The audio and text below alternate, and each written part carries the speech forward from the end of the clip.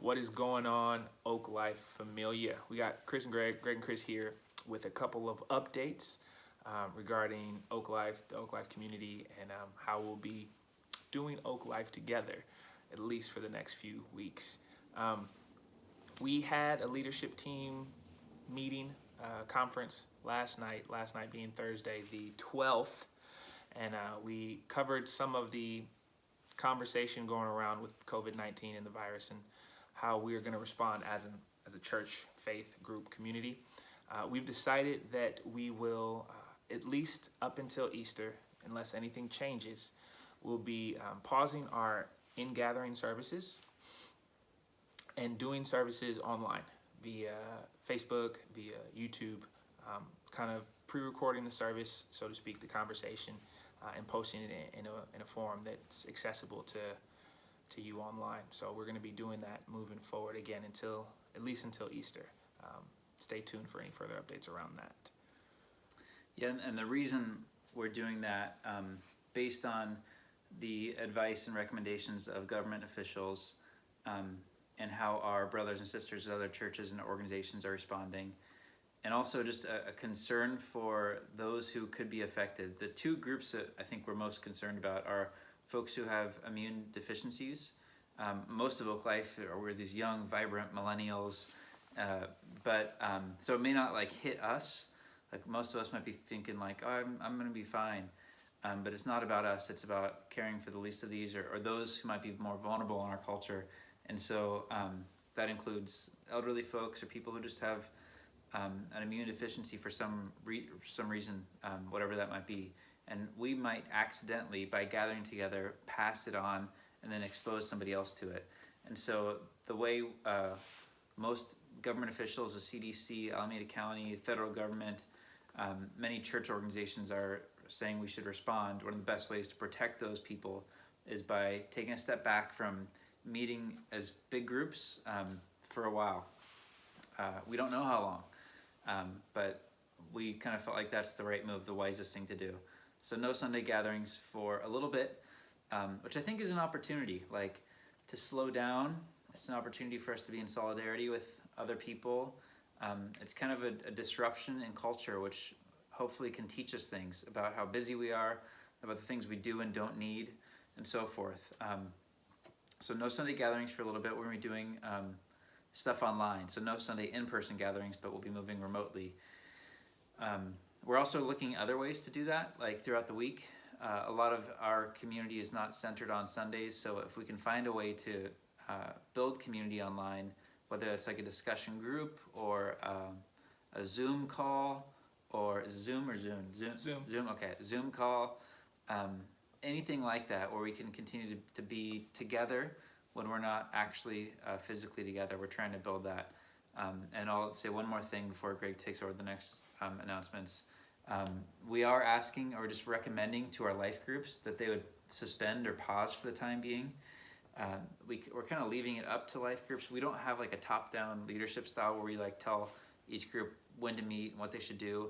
People are adults and they form and they do what they want. But I think there's some wisdom to taking a pause and finding other ways to build community. This is with all these things, with life groups and church in general. I look back at my relationship with my partner, and actually some of the times we grew closest together was when we were long distance. When we had to like write letters, and that sounds cheesy, but we actually wrote letters and did like watching a movie together on the phone. So there's some unique intimacy that can happen when we lean into this time of being remote. So those are kind of the first few kind of big announcements. What else do we decide?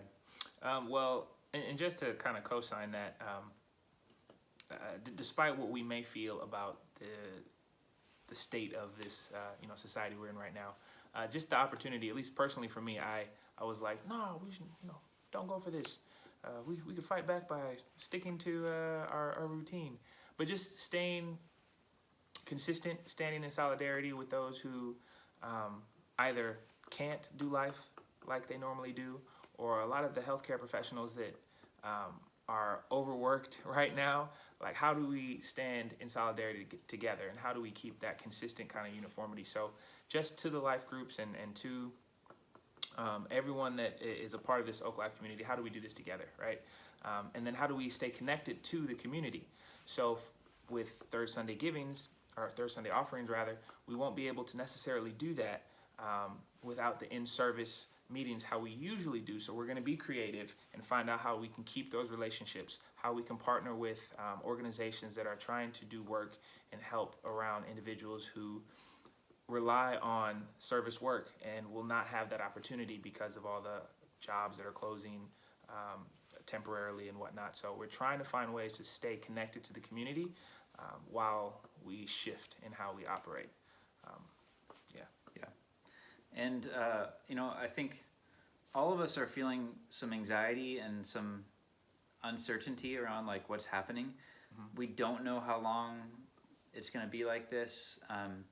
We don't know exactly how it's going to affect the economy or our jobs, our day-to-day life.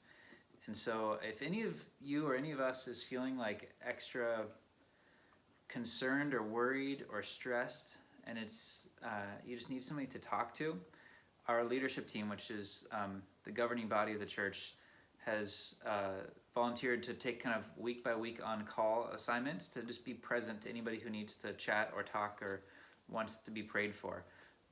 So feel free to reach out over the coming weeks. And you can do that by emailing leadership@oaklifechurch.com. You're not alone. And in this time, I think we really can and should be there for each other as best we can. Mm-hmm. Definitely. Oak Life is community-led.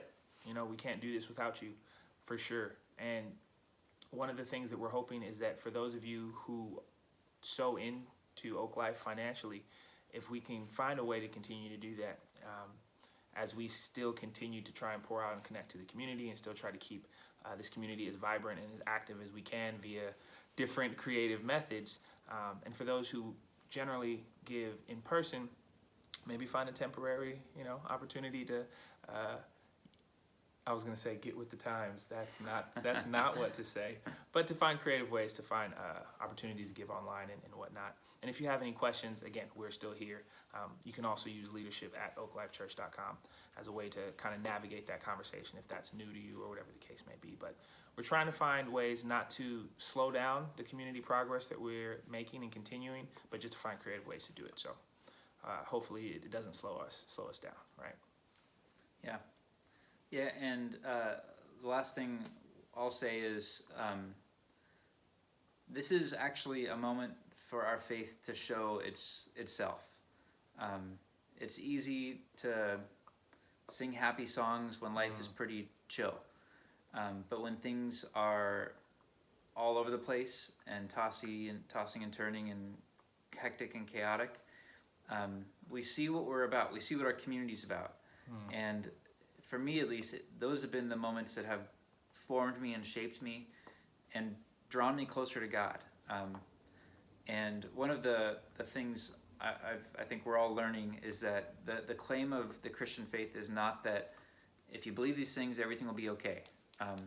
The claim, the proclamation, the invitation, the good news is that no matter what happens, the highs and the lows, it's not that God's going to fix it, it's that God's going to be there with us. And in the end, somewhere, somehow, God gets the last word. And so no matter what happens, if this thing gets even crazier, which it could, we can't control that. But what we do have that can't be taken away from us is our faith. And so I think in a time like this, when people are so anxious and so in kind of panic mode, being people of faith that can walk in that hope, that trust that God will be there with us, I think we're needed more than ever. The church is needed. Even if we're not meeting on Sundays, we're present in our relationships online and however we can be in the world. So, I hope somehow in this will grow us and change us and make us more like Jesus. So that's the update. Let us know if you have any questions. Again, the best way to do that is leadership@oaklifechurch.com. And let's love and support each other and all that stuff. Yeah. Peace out. Stay safe. Till the next time.